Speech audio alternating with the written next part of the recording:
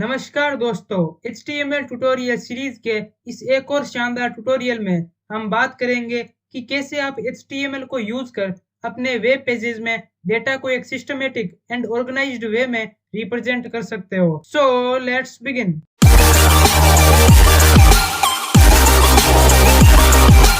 HTML में tables का use कर आप डेटा को टेबुलर फॉर्मेट में दिखा सकते हो। इससे आपके यूजर्स को भी डेटा को समझने में आसानी होगी। टेबल्स को आप कई तरह के डेटा को दिखाने के लिए यूज कर सकते हो। For example, student examination report, product pricing, schedules etcetera.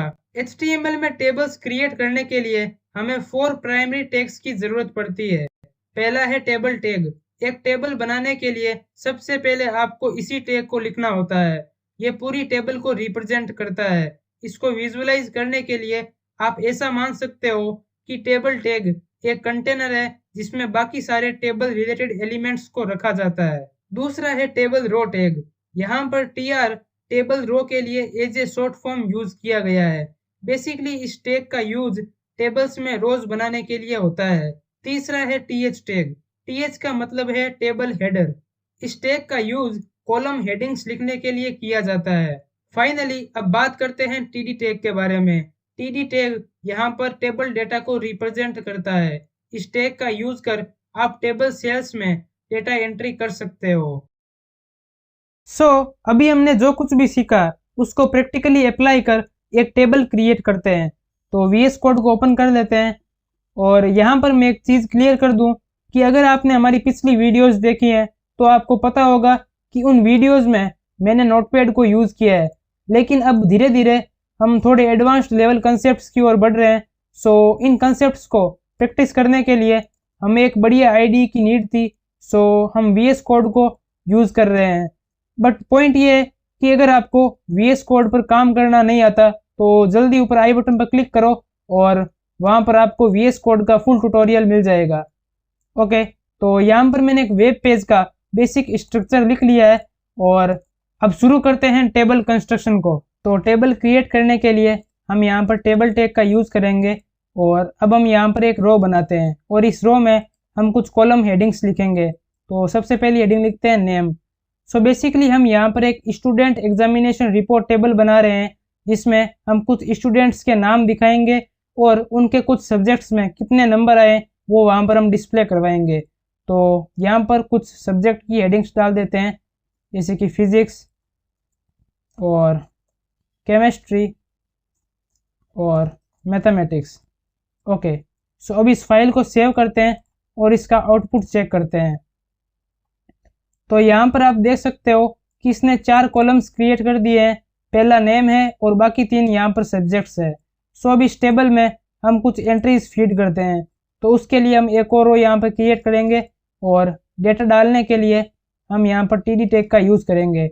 सो यहाँ पर एक चीज़ को आपको ध्यान रखना है कि जैसे जैसे आपने कॉलम्स बनाए हैं, यानी कि जिस ऑर्डर में आपने कॉलम्स क्रिएट किए हैं उसी ऑर्डर में आपको डेटा फीड करना है। सो यहाँ पर पहला कॉलम हमने नेम का बनाया था, तो यहाँ पर हम सबसे पहले नेम लिखेंगे और अगले में हम फिजिक्स के यहाँ पे नंबर लिखेंगे। सो इसमें 78 और केमिस्ट्री में लेट्स से 96 और मैथमेटिक्स में लेट्स से 60। ओके, सो अब इसको सेव कर देते हैं और आउटपुट चेक करते हैं। सो अभी आप यहाँ पर देख सकते हो कि ये हमारी कॉलम हेडिंग्स हैं और यहाँ पर हमने एक एंट्री इंसर्ट की है जहाँ पर स्टूडेंट का नाम दिखा रहा है और उसके तीनों सब्जेक्ट्स में नंबर यहाँ पर शो हो रहे हैं। सो बेसिकली अब हम इसको कॉपी पेस्ट कर देते हैं ताकि थोड़ी और एंट्रीज यहाँ पर हम बता सकें। Paste paste paste paste paste. Okay, so अब वापस देखते हैं इसको। सो अभी आप यहाँ पर देख सकते हो कि हमने कुछ एंट्रीज यहाँ पे फीड कर दी हैं। सो बेसिकली अब हमारी टेबल तो क्रिएट हो चुकी है, लेकिन यार यहाँ पर हमें थोड़ा अधूरा अधूरा सा लग रहा है। सो इसको कंप्लीट करने के लिए हमें इस टेबल को कस्टमाइज करना पड़ेगा।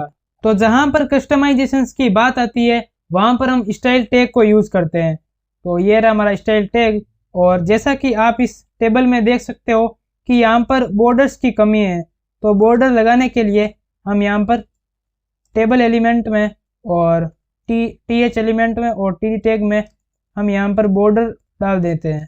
तो उसके लिए हम यहाँ पर लिखते हैं 1px, ब्लैक कलर का हम यहाँ पर बॉर्डर लगाएंगे और अब इसको सेव करते हैं।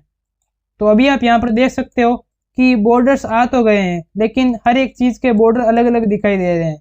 सो बेसिकली अब हम इस बॉर्डर को कोलैप्स कर देते हैं। तो यहाँ पर हम बॉर्डर कोलैप्स प्रॉपर्टी को यूज़ करेंगे और इन बॉर्डर्स को कोलैप्स कर देते हैं। तो अब इसको सेव करते हैं और टेस्ट करते हैं। ओके, तो अभी आप यहाँ पर देख सकते हो कि जो बॉर्डर है वो अब हमें बहुत बढ़िया तरीके से दिखाई दे रहे हैं, कोलैप्स हो चुके हैं बॉर्डर। और इस टेबल की आप हाइट और विड्थ को भी एडजस्ट कर सकते हो। तो उसके लिए हमें इस टेबल की विड्थ एडजस्ट करनी है, तो हम यहाँ पर स्टाइल एट्रीब्यूट का यूज़ करेंगे और यहाँ पर हम विड्थ को 100% पर सेट कर देते हैं। और अभी आप यहाँ पर देख सकते हो कि हमारी टेबल की विड्थ पूरे पेज में आ चुकी है और यहाँ पर 100% इसकी विड्थ शो हो रही है। सो अब जो अगला टास्क है वो हमारा ये है कि हमें इस अंदर के डेटा को सेंटर में अलाइन करवाना है। तो उसके लिए हम यहाँ पर th और td एलिमेंट में टेक्स्ट अलाइन प्रॉपर्टी का यूज़ करके हम इनको सेंटर में अलाइन करवा देंगे। ओके, तो अभी हमारे जो ये डेटा है वो सेंटर में आ चुके हैं, लेकिन यहाँ पर एक चीज़ की कमी है, वो है हेडिंग। सो अब हम यहाँ पर एक हेडिंग लिखते हैं, 3rd लेवल हेडिंग, और इसको हम अंडरलाइन के साथ डिस्प्ले करवाएंगे। और यहाँ पर हम लिखते हैं एनुअल एग्जामिनेशन रिपोर्ट। ओके, और इस हेडिंग को हम सेंटर में अलाइन करवा देते हैं ताकि ये दिखने में थोड़ा और कूल लगे। तो उसके लिए हम टेक्स्ट अलाइन प्रॉपर्टी का यूज़ करेंगे और यहाँ पे सेंटर और सेव। ओके, तो अभी आप यहाँ पर देख सकते हो कि जो हमारी टेबल है वो पहले से काफ़ी बढ़िया दिख रही है। और इस तरह से आप HTML में थोड़ा कस्टमाइजेशन करके टेबल्स को काफ़ी बढ़िया तरीके से दिखा सकते हो और अपने डेटा को एक बढ़िया वे में ऑर्गेनाइज कर सकते हो। जरूरी सूचना, अगर इस वीडियो से आपको ज्ञान मिला हो तो वीडियो को लाइक करो और चैनल को सब्सक्राइब करो।